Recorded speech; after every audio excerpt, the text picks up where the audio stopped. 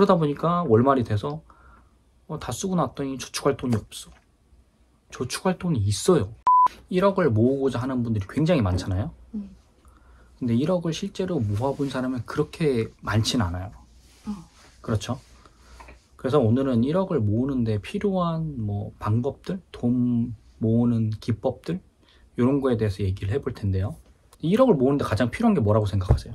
절약정신. 절약정신. 그렇죠. 어떻게 보면 멘탈적인 부분이란 말이죠. 근데 사람들은 이 기법에만 너무 의존한 나머지 이 멘탈적인 부분이 왜 필요한지, 그리고 이 기법들이 왜 생겨났는지에 대해서 생각해 본 적이 없단 말이에요. 그래서 오늘은 이 부분에 대해서 조금 더 얘기를 해볼까 합니다. 저는 오늘 3가지에 대해서 얘기를 할 텐데 이 부분에서 충분히 공감할 거라고 저는 생각을 합니다. 첫 번째, 공격과 수비. 우리가 항상 얘기하는 공격과 수비죠. 공격이라고 하면은 근로소득, 즉 수입에 대한 내용이고, 수비라고 하면 지출 통제에 대한 얘기잖아요. 1억을 모으기 위해서, 그러니까 그 이상 더 돈을 더 불리기 위해서 분명히 수입이 중요한 건 맞아요. 그건 어쩔 수 없어. 더 많이 버는 사람이 더 빨리 모을 수 있는 가능성이 훨씬 더 높아요. 그런데 우리가 중요시하는, 왜냐면은 수입이라는 건 각자 다 상황이 다르고 돈을 많이 벌어도 생각보다 돈을 모으지 못하는 사람들이 굉장히 많거든. 내가 그리고 정할 수 있는 부분이 아니지. 그렇죠. 이거는 내가 일하는 그 사업의 영역에서, 업의 영역이 정해주는 게 내 몸값이기 때문에 내가 얼만큼 날고 긴다고 해서, 물론 날고 길면 더 많이 받을 수 있는 확률이 높지. 하지만 사업의 영역에 따라서 몸값이 차이가 난다. 그러면 우리가 통제할 수 있는 부분에만 집중을 해보자. 그럼 지출 통제, 즉 수비죠. 여기에 대해서 조금 오늘 얘기를 좀 더 해볼까 합니다. 앞서서 이제 멘탈적인 부분이 가장 중요하다라고 했어요. 근데 왜 멘탈이 중요한 걸까? 왜 멘탈이 중요할까요? 목표를 잡고 딱 실천해 나갈 수 있으니까. 그럼 그 멘탈을 계속 유지하기 위해서 뭐가 필요하죠? 저는 이 멘탈이라는 것도 사실 사람마다 통제하기가 굉장히 어렵기 때문에 그래서 기법들이 나온 거라고 생각을 해요. 왜냐면 나한테 강제성을 부여하기 위해서. 근데 왜 강제성이 필요하냐? 왜 강제성이 필요할까? 사람이 기본적으로 나태하다고 생각을 합니다. 저는 편한 걸 추구하려고 하고, 그렇기 때문에 우리는 이 강제성이 필요한데, 근데 어떤 사람은 또 그렇지 않단 말이죠. 근데 왜 그러냐? 작은 습관의 차이가 이 큰 것들을 좌우한다고 생각을 합니다. 예를 들어서 돈을 모으는 사람들의 습관은 이래요. 수입이 나오면, 월급을 받으면 저축을 먼저 하고 그 다음에 지출이 그 뒤에 따라오거든요. 그런데 돈을 모으지 못하는 사람들은 수입이 생기면, 월급을 받으면 어디에 먼저 돈을 쓸까를 생각하고 그 남는 돈을 저축을 해야지 라고 생각을 해요. 그렇죠? 기본적인 돈을 모으는 원리는 수입, 지출 사이에, 그 사이에 저축을 넣는 거예요. 수입, 지출, 저축이 아니라. 그렇잖아요. 그래서 보통은 수입, 월급을 받고 지출하고 남은 돈을 써야지 라고 하는 사람들의 왜 돈을 못 모으냐? 지출을 하면서 이 불확실성이 너무 높은 거예요. 예상치 못한 지출이 너무 큰 거죠. 그 예상치 못한 지출이 왜 나오느냐? 내가 편한 거를 찾고 싶어서 그래. 예를 들어 이런 거야. 나 오늘 늦었어. 어디 약속 가야 되는데 늦었어. 택시 타는 거야. 왜냐면 미안하다고 하기 불편하니까. 근데 왜 택시를 타느냐? 예를 들어 택시를 타고 몇 분을 아낄 수 있다고 생각을 해보자고요. 근데 그 몇 분 아껴서 네가 추구하는 게 뭐냐? 늦어서가 아니라 그냥 택시 타고 오는 사람도 많아. 맞아, 몸이 편하니까. 대중교통 타면은 조금 불편하니까 그냥 택시를 타거나. 그러니까 예를 들어서 택시라는 거지. 이 되게 많은 부분들 있잖아요. 음식을 해서 먹어야 되는데 그냥 배달을 시켜 먹거나. 근데 시간적인 면에서 그게 맞을 수도 있어. 근데 그 시간 동안 그 사람이 뭘 할 수 있냐고요. 기껏 해봐야 TV 보거나 쉬거나 이거잖아. 그러니까 본인의 몸값이 그 편리함을 추구하는 것보다 낮은 상태인데 그 편리함을 자꾸 추구하려고 하는 거지.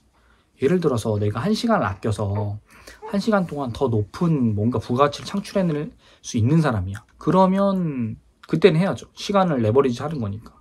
근데 그렇지 않으면서 그냥 내가 몸이 그냥 단순히 편하다는 이유를 내가 벌어들인 노동 수입을 그냥 갉아먹는 행위를 한다는 거죠. 그렇잖아요. 그러니까 결국 내 수입은 정해져 있는데 계속 편리함을 추구하다가 돈을 깎아먹는 거예요. 그러다 보니까 월말이 돼서 다 쓰고 났더니 저축할 돈이 없어. 저축할 돈이 있어요. 수입에서 그냥 먼저 저축을 하고 조금씩 쓰면 돼. 그게 기본 원리야. 근데 그걸 못 한다는 거야. 근데 그걸 보정하려고 사람들이 뭐 통장 쪼개기나 현금 쓰기나 체크카드 쓰기를 한단 말이에요. 그래서 나온 기법들이 이런 현실적인 방법들인 거예요. 왜냐면 나한테 습관이 없으니까. 그 돈을 모으지 못하는 사람들의 특징이 결국에는 내가 주머니 속에 돈이 들어오면 그걸 쓰지 못해서 안달난 상태라는 점이에요.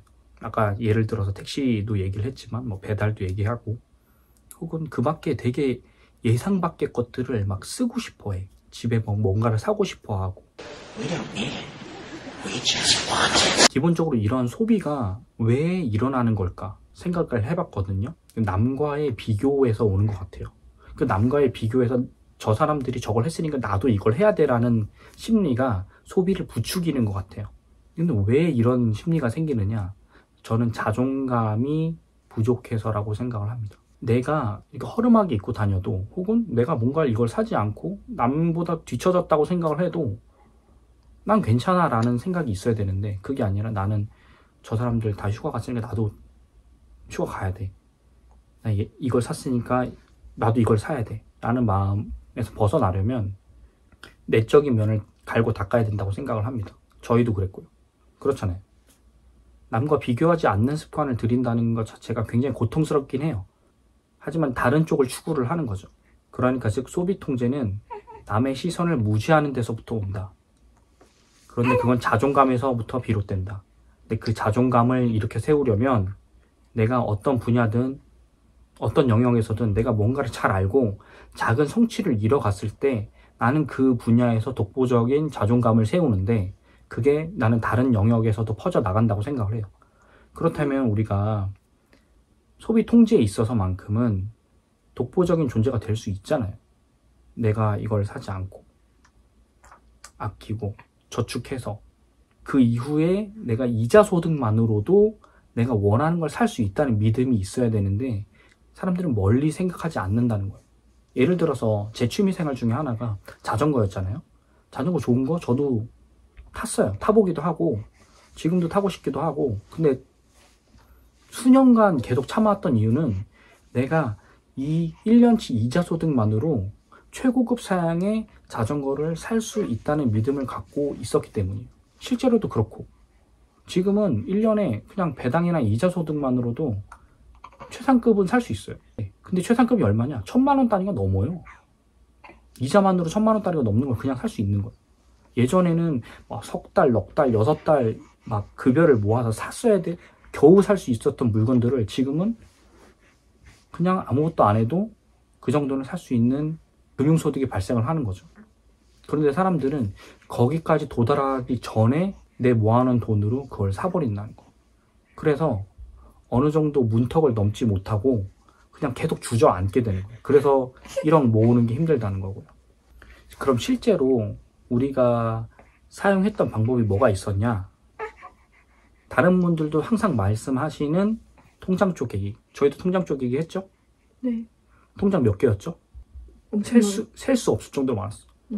한 20개는 넘었어요. 기본적으로. 왜 20개가 넘었냐? 물론 적립식 펀드나 뭐 저축이나 예금, 적금, 뭐 기타 뭐 주식 통장도 엄청 많았지만, 기본적으로 생활비를 분리해서 쓰는 습관을 들였기 때문이에요. 예를 들어서 수입이 발생을 하면 지출 통장을 따로 만들어 놨고, 이건 기본이잖아요. 행사용 통장도 따로 있고, 이런 식으로 우리가 조건을 걸어서 통장을 분리해 놓고 사용을 했기 때문에 통장 쪼개기가 가능했던 거예요. 그리고 뭐 풍차 돌리기 적금, 우리가 돈을 모으기 시작했을 때 풍차 돌리기 적금을 했다는 것도 이전 영상에서 설명을 드렸었고, 그러면 매 1년쯤 지났을 때 우리가 마치 보너스를 타는 기분으로 그 돈을 받아서 쓰는 게 아니라 재투자하고, 여기서 발생하는 이자는 이자를 받기 위해서 예적금을 한 게 아니라 목돈을 마련하기 위해서 우리는 예적금을 했던 것 뿐이에요. 그리고 그 목돈을 만들어가는 와중에서 여기 보시다시피 책들 있잖아요. 이런 책들을 계속 읽어 나갔단 말이에요. 왜냐면 우리가 목돈을 생겼을 때 이걸 활용하는 방법을 알아야지 그 다음 스텝으로 넘어갈 수 있는 거잖아요. 무작정 모은다고 해서 정답이 아니라는 뜻이에요. 모으면서 공부하고, 공부도 자기한테 재투자죠.